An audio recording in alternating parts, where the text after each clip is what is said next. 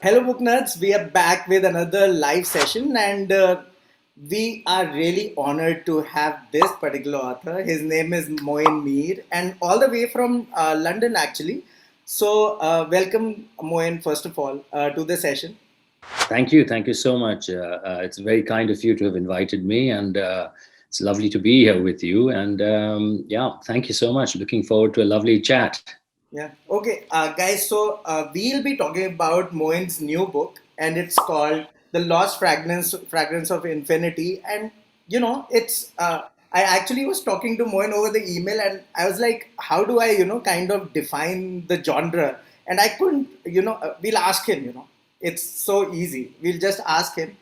Also, for those of you who don't know about Moen, I'd like to tell you a little bit. Moen is a London-based writer, of course, and he began writing under the influence of his grandfather, scholar of Sufism, Omar Khayyam, and Mirza Ghalib. He is the author of the critically acclaimed book Surat, Fall of a Poet, Rise of a Prince, and this is his second book. So it should be interesting to know, what the experience was like compared to the first book, and we'll delve deep into, various aspects of the book. So, Moin, first of all, the first book, is it harder to write, or this one is, kind of you have to, live up to the first book, so it's, a difficult situation to live up to? I think you're absolutely right. I think it's the second book which is more difficult Okay. because there's well, I can speak from my personal experience. Everyone's experience is different, but my experience was that the second book was a little bit more difficult Yeah. because the expectations from your publishers are quite high. Goodness, so, goodness. So on that so count, we have to mention Roli books, of course, that because Priya Kapoor and everybody in the team, they, I believe, I get the impression that they are pretty hard taskmasters, if I can call them that. They are very particular about what they want. So did they pester you at all?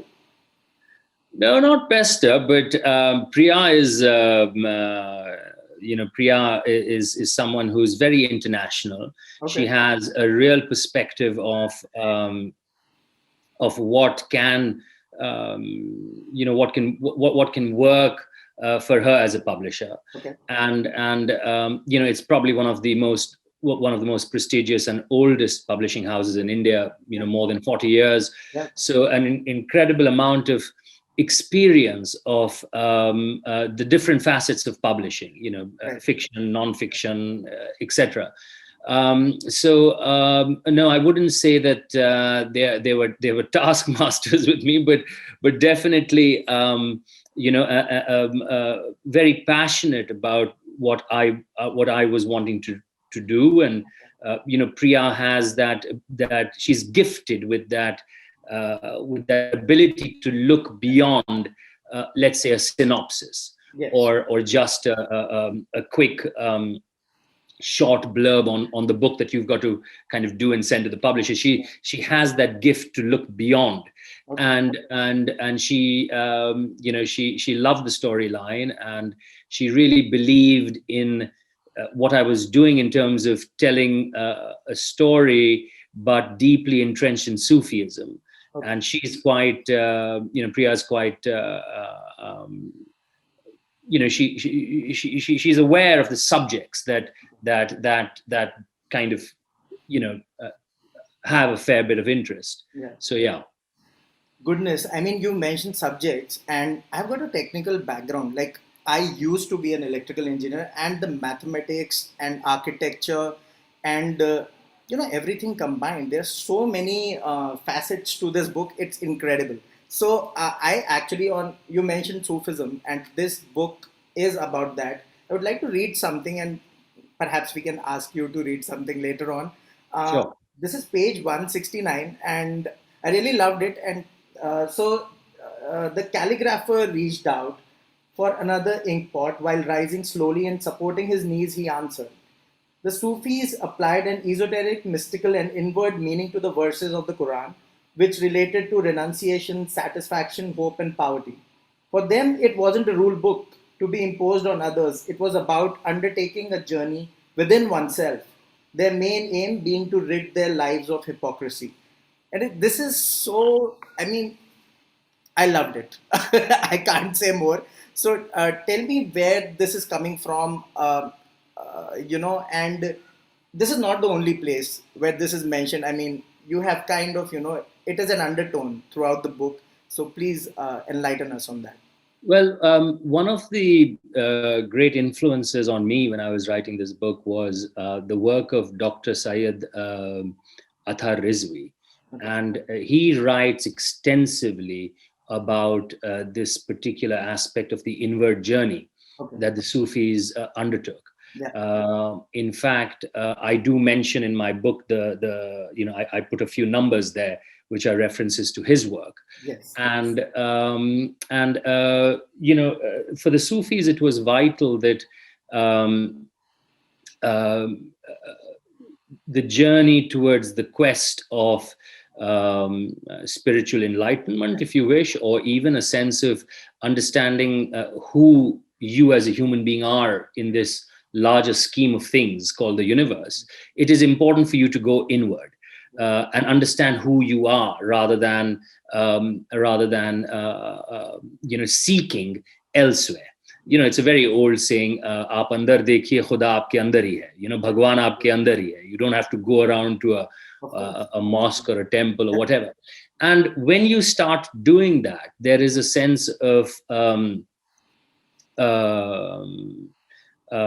understanding of your own faults and your own incapabilities.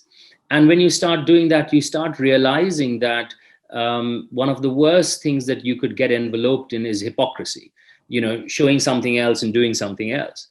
And when you start dismantling that within you, the elements of hypocrisy, you suddenly start becoming a lot more lighter, a lot more open to other people's thoughts, a lot more open to other people's opinions. And what does that lead to? That leads to a creative mind. Yeah. That leads to the ability to be curious. That leads to an ability to be imaginative.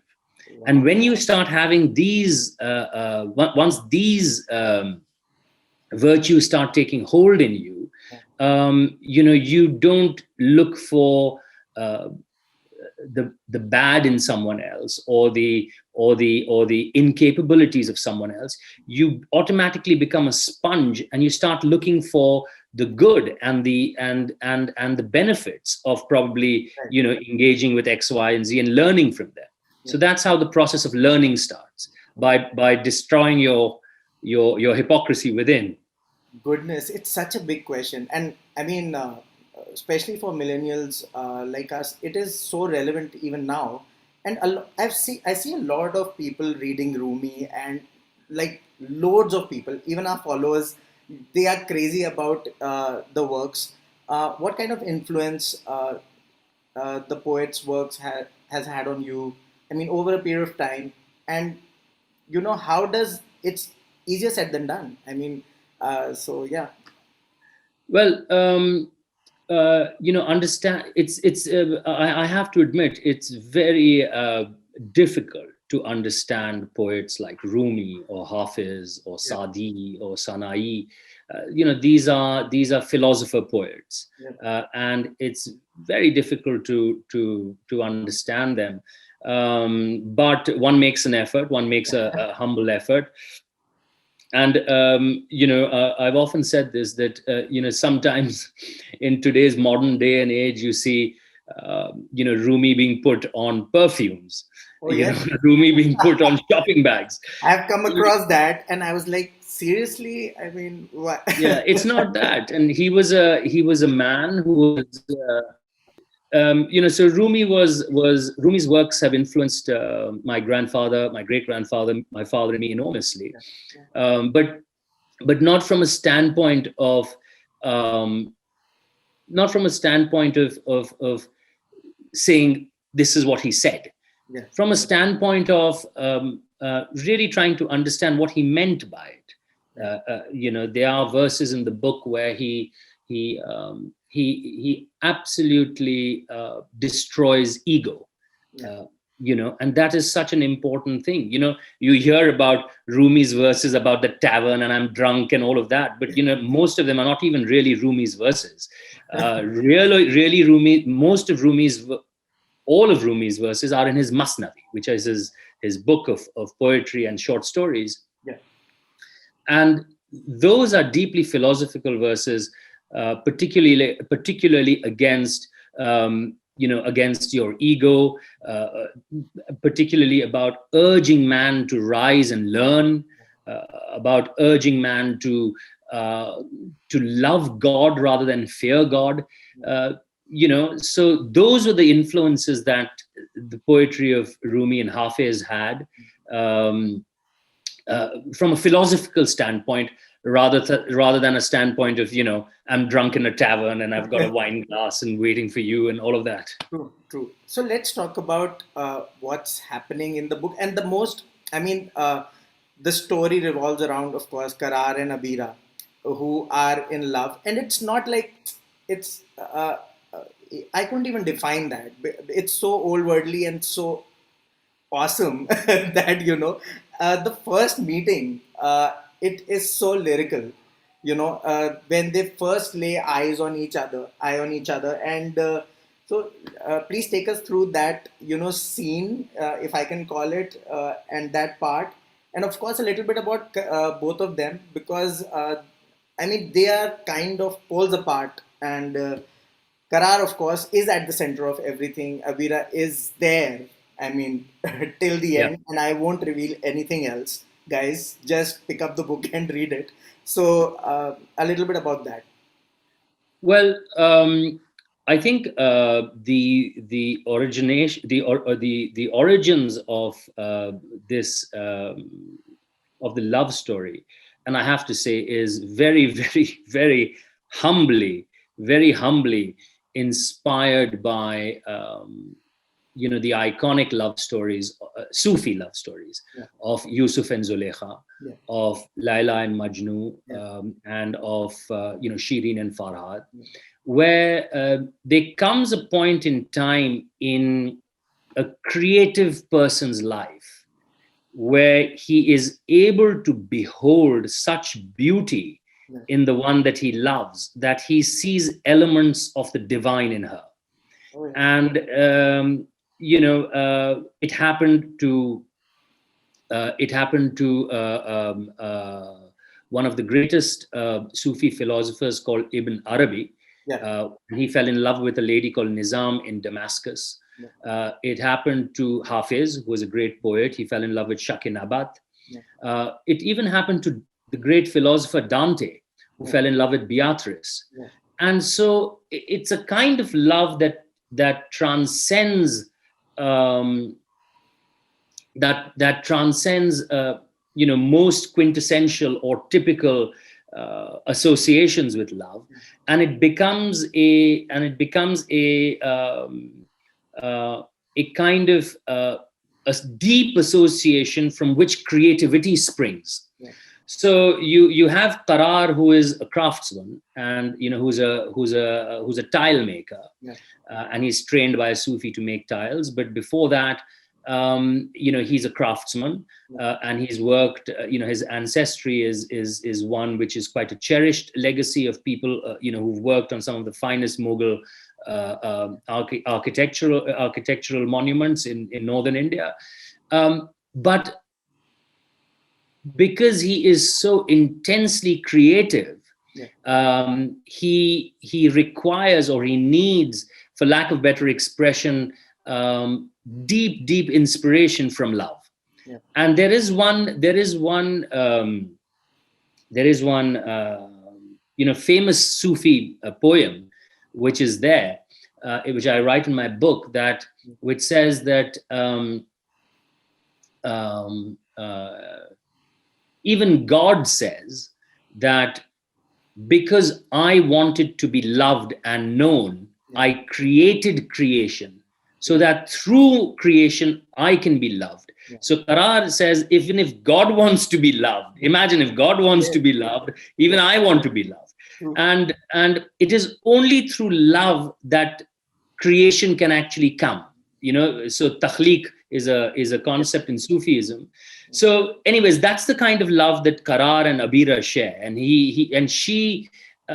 In his mind, she has reached such an elevated position Right. that without her he can't even create. He Oh, can't yes. make, he There's can't one. breathe.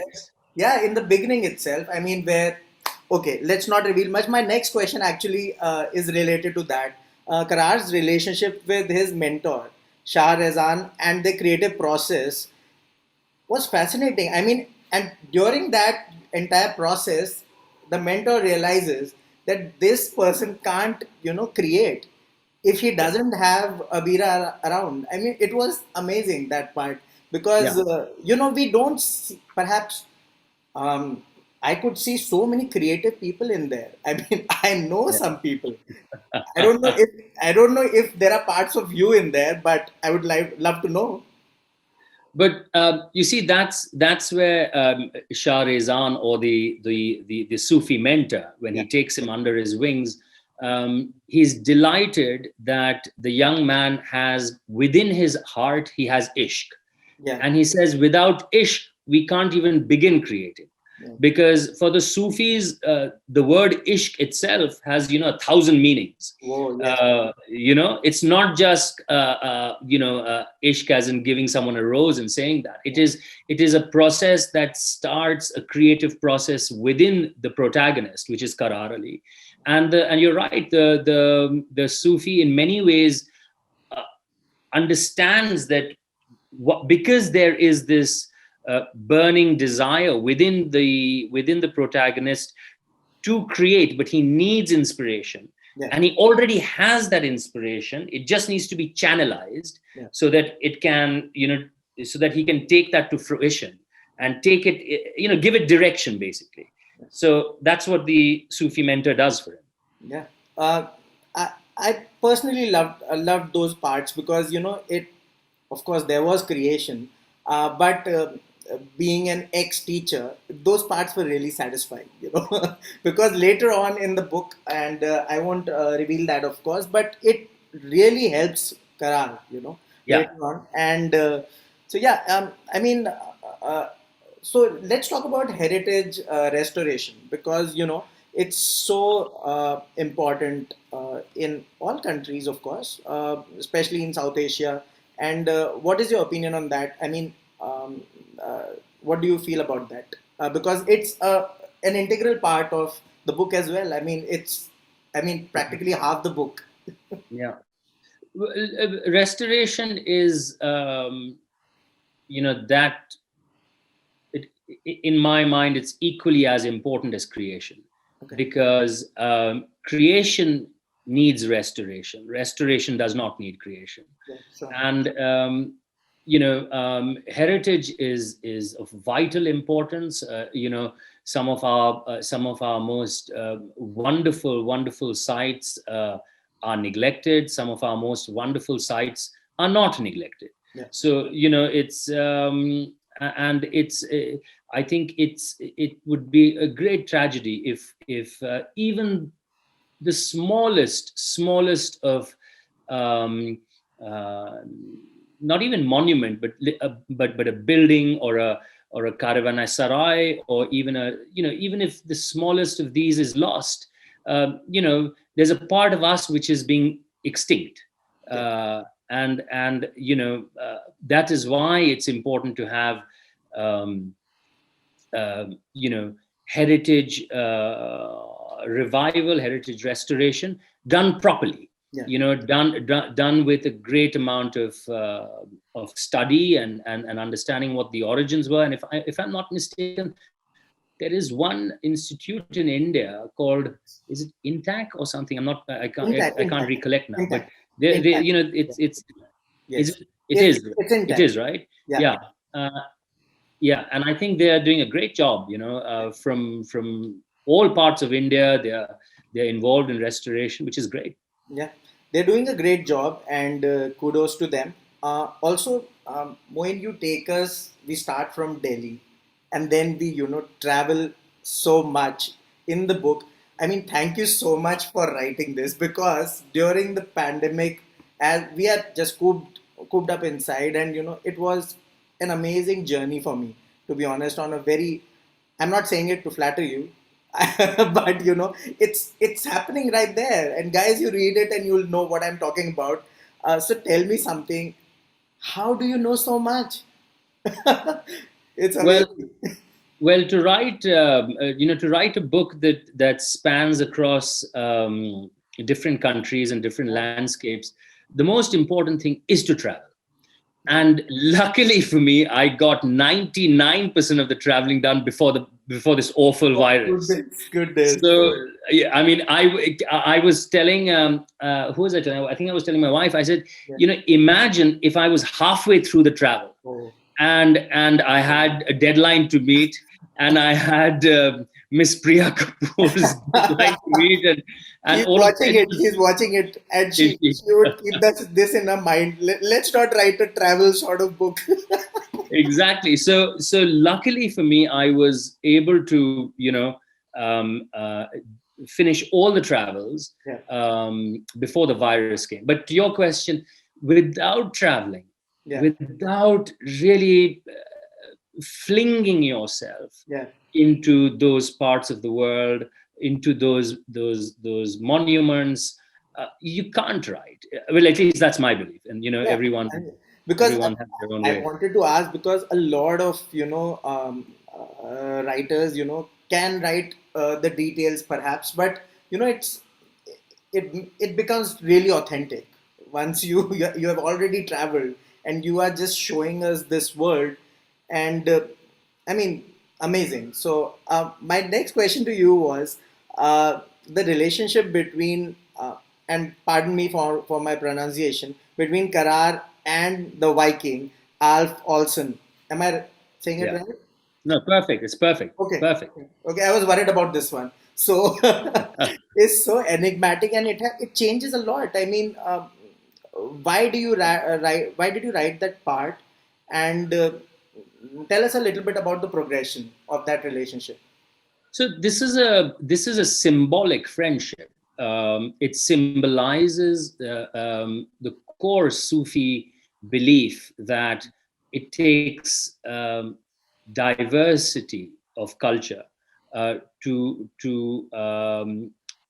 really understand the beauty of the creator, Yeah. because the creator has created diversity. Yeah. And you see that in Qaraar's love for the Gireh tilework also, which has all Yeah. the various different geographic shapes. And Yeah. Alf Olsan becomes a kind of metaphor, Yeah. or in Qaraar's mind, he symbolizes one aspect of mankind, one different, he symbolizes a different culture. Yeah. And Qaraar is able to strike that friendship Yeah. with Alf, who's a slave trader, Yeah. completely opposite to a craftsman. Here Seriously. you have Qaraar, who's a sensitive, vulnerable, deeply artistic man, Yeah. and on the other hand, you have a slave trader, That's Alf why I was Olsen. worried. That's why I was worried for Qaraar. Seriously, I And was worried. I was worried that this guy is going to kill him for sure, and that's going well, to happen. well, he almost does. He there's a fair amount of he makes Qaraar his slave. So in many ways there is a bit of that, but But it's that story itself, sorry to cut you off, but that part of the novel, it's a novel in itself. Because yeah. I mean, there are, of course, there are few parts in the novel where you feel that, okay, I need to know more. Yeah. So I'll be asking you about that later. Sorry to cut you. No, that's fine. So and the at the heart of Qaraar's character is his inclination towards Sufism. Yeah. And Alf Olson Yeah. just becomes one of those many geometric shapes of a Gireh pattern, of a Gireh tile. Yeah. And he is an expert in Sufi Gireh tile making, which is the coming together of different Yes.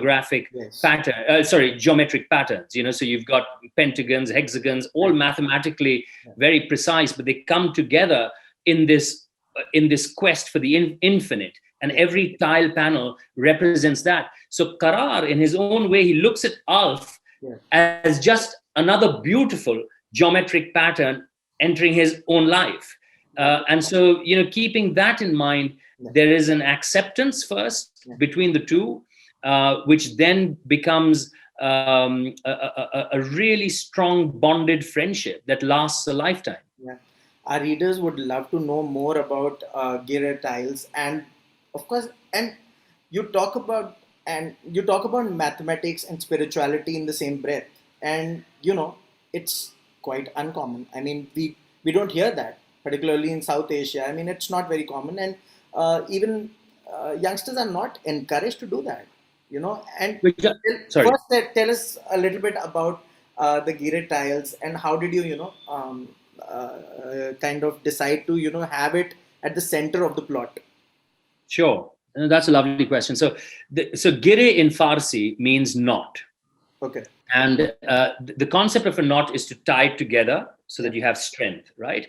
Yeah. And so the gire tiles, it's debatable whether it originated in Central Asia or in Persia or in Arabia. But you find this gire pattern where you have geometric shapes, variety of geometric shapes coming together. Now, they manifest themselves in tiles, Yeah. and they manifest themselves in what we call, for lack of better expression, jali design. Yes. But the true concept is a gire tile, is a gire concept. Yeah. So the mastery of mathematics, particularly geometry, was vital to create these fantastic shapes, all knitting together and interlocking. Yeah. So in the gire tile, you basically have the star, which is at the center, Yeah. and then you have hexagons, octagons, pentagons, all merging together. Okay. So And it's like this an was overlapping design, where you have everything together, and you have to, kind of come up with all the angles, and yeah, then they come together to, kind of make this beautiful pattern, right? yeah, and that pattern to the Sufis symbolized the diversity of mankind, Okay. And how they all knit together Yeah. to in their pursuance of the infinite, Yeah. or in their pursuance of of spiritual enlightenment. Yeah. Now, you can see the gire tile at Koli Khan's mausoleum, which is in Mehroli. Okay. You will see it in Samarkand. You will see it in Turkey, and you will see it in Spain. Wow. So when I saw that, I knew that this would become the core of the book, and the character would then be that link that can link Sufism from Delhi to Spain, because I had already found that link of gire tile work. Yeah. Amazing. See, that answers so much, and of course, when you had this figured out, you have mentioned in the introduction also, like you wanted to render the book in a different way. You Yeah. wanted this to go out to a lot of people, and so that they understand what's going on, of course, via a romance, a love story, and other layers, of course. So this choice, why did you make this choice? I didn't kind of get it, so I wanted to ask you. Well, I've been, thinking about writing about Sufism for many years, Okay. and the choice was actually quite simple. Either I write an academic book, Yeah. which would go into, volume 1 and volume 2 and probably volume 3, True. which then gets you very limited. Well, not it doesn't get you limited, but then the audience that consumes that Yeah. is very are probably primarily people who are interested in True. academics. The reason why I went down the novel route is because I very quickly realized that I could write a novel Yeah. that is deeply entrenched in Sufism, but also entrenched in historical and philosophical facts. Yeah. So if I'm able to take a character and embed him Yeah. against the backdrop of researched history and researched philosophy and researched poetry, then I have a bigger and a larger audience that would be interested in the book. Yeah. Coming to the point of the love story, Yeah. love is vital in Sufism. Yeah. Without ishq, what and the concept that they have is ishq majazi wa ishq hakiki, which is loving the creator through his created. Yeah. Now, it's a very difficult concept to understand, but by and large, the Sufi giants had a deep connect with someone or the other Yeah. in their passage of trying to self-discover as well as spiritually gain spiritual enlightenment. For example, Rumi, without Shamsul Tabriz, Rumi is not Rumi. Yeah. Without Nizamuddin Aulia, Amir Khusro is not there. Yeah. Without Shaki Nabat, Yeah. Hafiz is not there. Without Nizam, Ibn Arabi is not there. Yeah. So it had to be a love story, and then around that love story, you see the philosophies, you see the mathematics, you see, humanity and all of that. Goodness. When I picked it up and I loved it because it had so many aspects. And you're right. I mean, if it was an academic book, it wouldn't have reached me perhaps because I wouldn't know about it. It was a great choice by you and the team at Roli to do that. Also, I would like to talk about the Battle of Karnal because I just love those scenes and I really want to talk about that. I was surprised because I didn't expect it that you would write a great war scene because I was in my own world, very, in Qaraar's and Abira's world, and suddenly there's a war. Yeah. So tell us a little bit why you, wrote it, and was it tough writing those war scenes, and a little bit about what happened after that. All hell broke loose. Sure. Basically, the Battle of Karnal is vital in Indian history because everyone knows about what Nadir Shah subsequently did. He looted, he took away the Kohinoor, etc., which is fine, which is not fine, but people know that. People know that.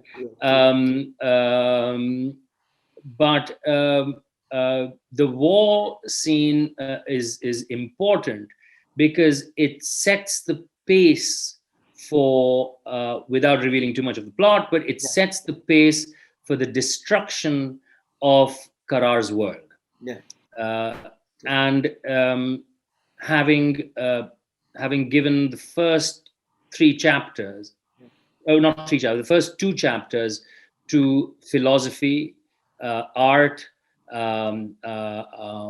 humanity, and ishq, it was important that a chapter comes in which shatters all of that, so that after that the rebuilding and the restoration of Qaraar's life can begin. Yeah. And until and unless the shattering of his world doesn't occur, the restoration cannot begin. So I was taken aback. I mean, I was like, what is happening?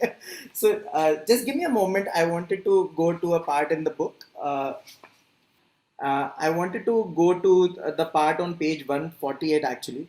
And here there's a part where you have mentioned that miniature, it's Attar had written a famous poem, Conference of the Birds, in which he told the story of each bird's quest to find the king of birds, the mythical Simurgh.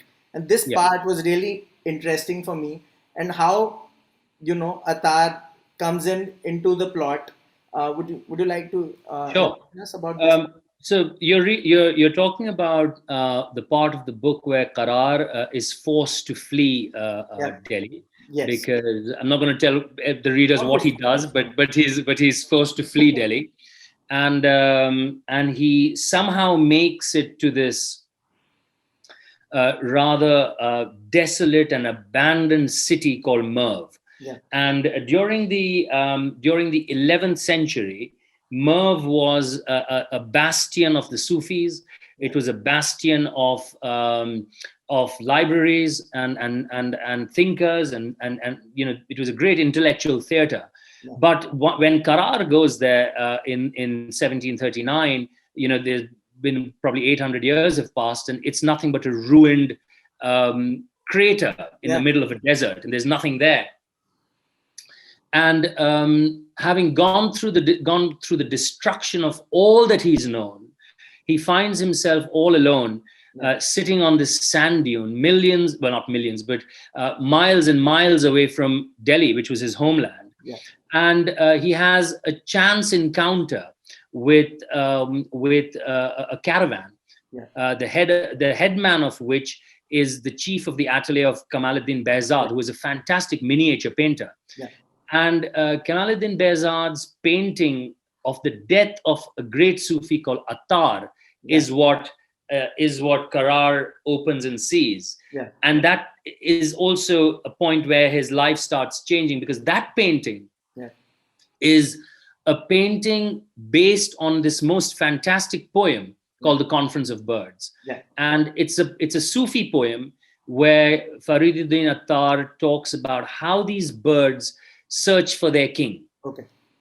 And they all believe, every bird believes, that we need a king to guide us. We need a king to show us the way. We need a king who's better than us. We need a king who is more enlightened than us. And so they go searching for this king until they reach this mountain called Tar. And when they reach the mountain, they realize that the king is within each one of us. Yeah.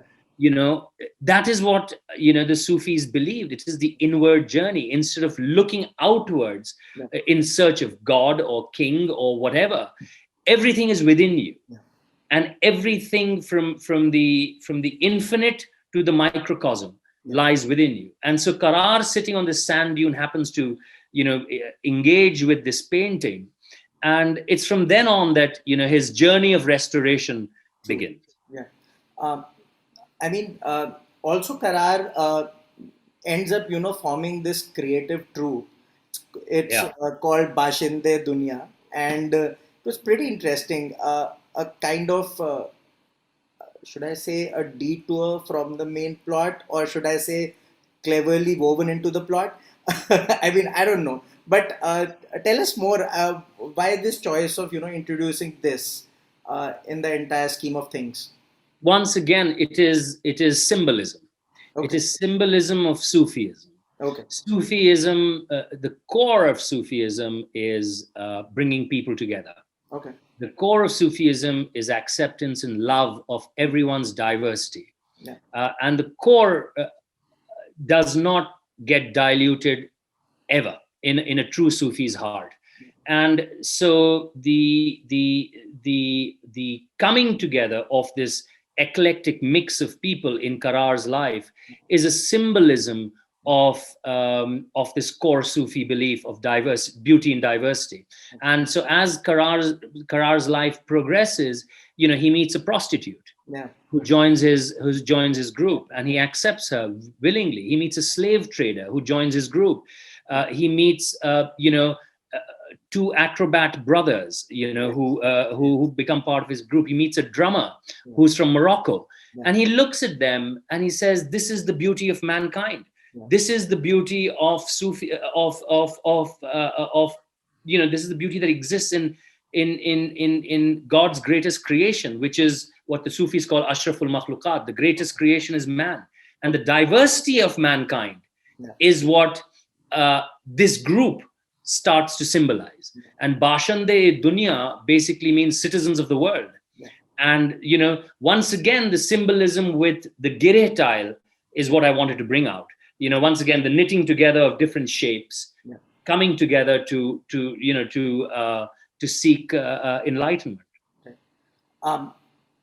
My final question, actually, and it's so. I was reading the entire book, and it was tough for me to classify it in a genre. How do you define this? I mean, that would have been my first question, but it is very tough to kind of know what is the genre of this book. I would have searched on Amazon and I wouldn't have found it. So it's amazing. Congratulations on that. That you have written such a magnum opus, and it has got everything. It's beautiful. Tell us more about how do you, kind of put it in a box, or there is no box at all? No, I think it is a historical novel. Okay. And my publishers rightly insisted that I have a subheading which called it a novel glowing with the essence of Sufism. And that's what it is. It's a novel that glows with the essence of Sufism, but it's deeply researched, so that I could get the backdrop and the philosophies and the poetry right. Look, as I mentioned, how do you write about the mind of Omar Khayyam, where mathematics and spirituality merged? It's almost impossible to do that unless and until you write a novel, where you can show the effulgence and the effervescence of that mind. So it is right. He was historical. so much more. I mean, Sorry? this mathematics and spirituality, Omar Khayyam, he was so much more also. Yeah. Right? He was a poet. He was an inventor. He was a poet. He was a geometrist. He was a mathematician. Wow. So all of I that. think so I need to get back and read more about the subject, delve deeper, and ask our followers and readers who are watching this and will watch this later to go and pick this book up. You won't regret it. I have already recommended this to my friends, so that has already happened, and they were like, "What is it about?" I said, "Just read it, okay? Don't ask me too many questions. Just read it. It's a love story. Just read it." And thank you so much, Moin, for being here and enjoyed the book. Looking forward to so much more. I have to read your previous book also, so that is on my list. Thank you so much for being here, taking us to. I have like 20 more questions, but maybe for some other session, and perhaps I'll email you. Sure. So, thank you so much. Thank you. A huge shout out to Roli Books. Thank you so much, Priya Kapoor, for letting us do this, sending us this book. Thank you so much. Thank you. Thank you. Thank you very much.